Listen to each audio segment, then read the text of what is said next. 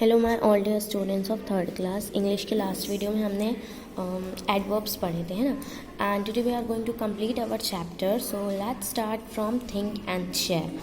C what is given in your think and share. Imagine that you have gone on a family picnic to a forest. आप लोग सोचो कि आप लोग picnic पे गए हो अपनी फैमिली के साथ, और कहाँ गए हो? एक बढ़िया से फॉरेस्ट में, जंगल में, ठीक है। You have brought knives and scissors but have left the spoon, plate and glass at home. आप लोग पिकनिक पे तो गए हो और आप अपने साथ नाइफ ले गए हो, माने चाकू ले गए हो, और सीजर मीन्स कैंची ले गए हो। बट आप घर पे स्पून, प्लेट मतलब कि चम्मच, प्लेट और ग्लास जो है वो आप घर पे भूल गए हो।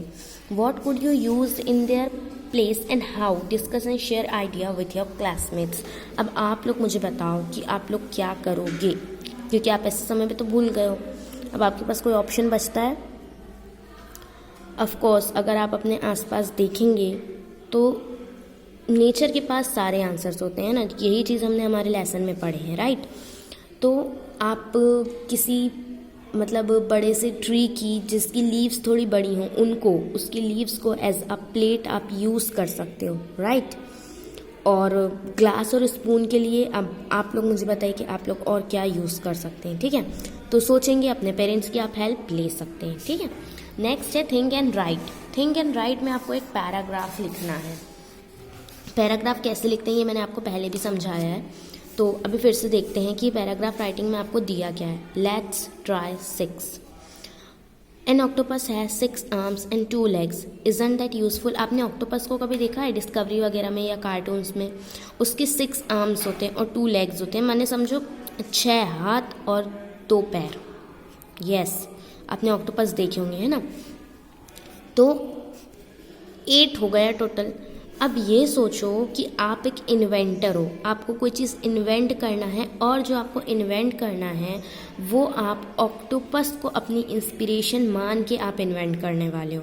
माने कि जैसे ऑक्टोपस के 8 मतलब टोटल हैंड और लेग्स हो रहे हैं मिला के, ऐसा ही आप कुछ इन्वेंट करने वाले हो। तो आप अब वो चीज़ इन्वेंट करोगे तो आप वो चीज़ कैसे बनाओगे, आप उसका क्या नाम दोगे, वो मशीन रहेगी तो वो कहाँ पे यूज़फुल रहेगी, हम उसको कैसे यूज़ करेंगे, इन सब के बारे में आपको एक पैराग्राफ अपनी कॉपी में लिखना है, ठीक है। तो आप जो है ना लिखने के लिए ऐसे यूज़ कर सकते हो, मतलब जैसे यहाँ पे आपको दिया हुआ है कि आप कैसे कर सकते हो। तो ओपनिंग में दिया the octopus gave me an idea for making. आप जो भी मशीन बना रहे हो आप उसका नाम इधर लिख देना, ठीक है, उसके बारे में थोड़ा सा बता देना। फिर आप जब मिडिल पे पहुँच जाओगे दिस वुड बी यूज़फुल, फिर आप उसको यूज़ बताना कि आपने जो भी बनाए हो, जो भी इन्वेंट कर रहे हो, उसका क्या आप मतलब यूज़ करोगे और मतलब कैसे यूज़ करोगे। और एंड में I would like to end your paragraph with a sentence so why you are happy with your invention or who you want to share it with। और आप फिर एंड करोगे कि आपको मतलब बनाने के बाद कैसा लगा, आपको अपना इन्वेंशन पसंद आया, आप उसको किसको बताना चाहोगे, किससे ये आइडिया और शेयर करना चाहोगे। तो मतलब इस तरीके से आपको करना है। आपको कोई चीज़ बनाना नहीं है, आपको जस्ट सोचना है कि अगर आप एक मशीन बनाओ ऑक्टोपस को एक इंस्पिरेशन मान के, तो आप उसे कैसे बनाओगे, ठीक है। फिर है last note, actually last second, let's connect activity. Biology is the study of living things. Biology आपको पता है क्या होती है? जो लिविंग थिंग्स हैं उनके बारे में जो हम पढ़ाई करते हैं, उनके बारे में जो हम जानते हैं, उसकी जो पढ़ाई होती है उसको कहते हैं बायोलॉजी। और मिमिक्री मतलब होता है कॉपी करना, ठीक है।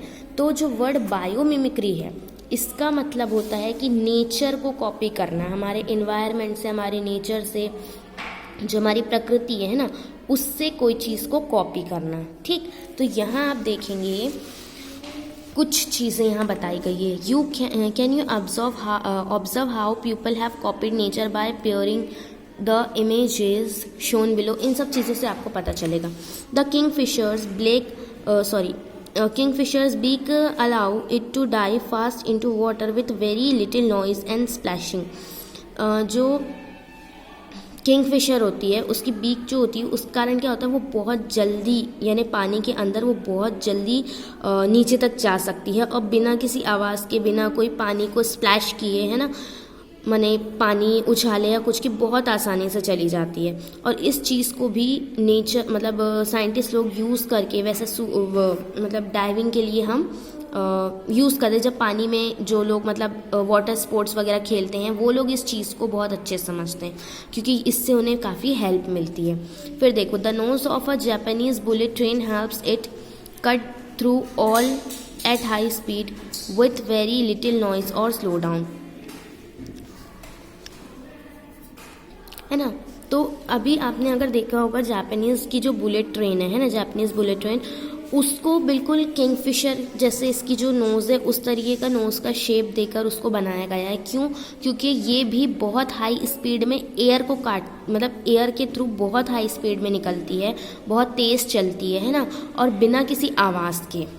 ठीक है, जैसे बिल्कुल किंगफिशर का होता है कि वो पानी में बहुत आसानी से बिना आवाज़ के डाइव कर जाती है, वैसे ही उन्होंने इससे इंस्पिरेशन लेके बुलेट ट्रेन बनाए। ठीक, फिर आपने दिया है the burdock plant has spiky seeds that attach themselves to fur or clothing and are almost impossible to remove। देखो, एक तरीके का प्लांट होता है ये, जिसकी जो मतलब सीड होते हैं वो ऐसे जो उसमें थोड़े थोड़े से कांटे कांटे जैसे निकले होते हैं फर, और वो क्या होते हैं कपड़ों में या अगर किसी चीज़ में चिपक जाएं तो उनको निकालना बहुत मुश्किल होता है। तो उसी से इंस्पायर होके वेलक्रोन बना वेलक्रो टेप। आप लोगों ने ये देखा होगा। ओके, शूज़ जो होते हैं, सैंडल्स जो होते हैं, उसको लॉक करने का जो आता है, देखा है आपने, इवन बैग्स में भी होता है ये। वो जो टेप होता है वो क्या होता है, एक साइड उसमें थोड़े हुक जैसे होते हैं और दूसरा साइड जो रहता है वो कुछ चिपकने वाला रहता है ना। तो जब हम उनको एक साथ जब हम करते हैं तो वो चिपक जाता है, फिर उसको निकालना काफ़ी मुश्किल होता है। सैंडल्स में आपने देखे होंगे, है ना। तो वो जो है वो इससे इंस्पायर होकर बनाया गया। फिर है duck and swans have webbed feet that are use to paddle through water. देखो, डक्स और स्वॉम्स के जो फीट होते हैं वो इस तरीके के होते हैं, है ना, जिससे कि उन्हें पानी पर तैरने में चलने में बहुत आसानी होती है। और इसीलिए स्विमर्स और डाइवर्स जो होते हैं वो इस तरीके के रबर फ्लिपर्स यूज़ करते हैं जो बिल्कुल इनके वेब्ड फीट की तरह होते हैं, क्योंकि उनको भी इससे हेल्प मिलती है।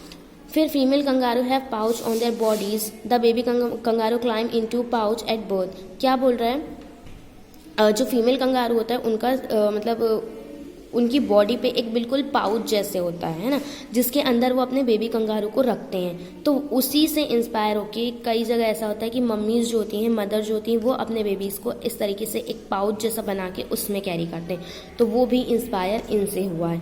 तो आप देख रहे हैं कि मतलब कैसे हम नेचर में रहने वाले लिविंग थिंग से, चीज़ों से हम सीख के कुछ नया बना सकते हैं, है ना। तो nature is always helpful to us, so this is our duty to protect our nature. फिर लास्ट आपका दिया है every living thing can teach us something, isn't it. अब मैंने अपन ने चैप्टर में ही पढ़े कि हर एक लिविंग थिंग जो होती है वो हमें कुछ ना कुछ सिखाती है। Let's think about how every person and every creature teachers us. अब आप लोग सोचो कि कैसे हर एक इंसान और हर एक चीज़ हमें कुछ ना कुछ सिखाती है ना। और हम सब नेचर में रहते हैं, तो ये हमारी ड्यूटी भी है कि हम हमारे नेचर की मतलब नेचर को प्रोटेक्ट करें, ना कि उसे हार्म करें। ठीक, तो ये हमारा पूरा लेसन था जिसमें हमें बताया गया कि हम नेचर से कितनी सारी चीज़ें सीख सकते हैं, कितना कुछ नया बना सकते हैं, इन्वेंट कर सकते हैं, है ना। तो यहाँ पे हमारा लेसन कंप्लीट होता है। आई होप आपको ये लेसन समझ में आया हो। सब लोग अपनी प्रैक्टिस बुक्स कंप्लीट करेंगे और मुझे सेंड करेंगे। Okay, from next video we will start our new chapter. Till then bye all of you and take care.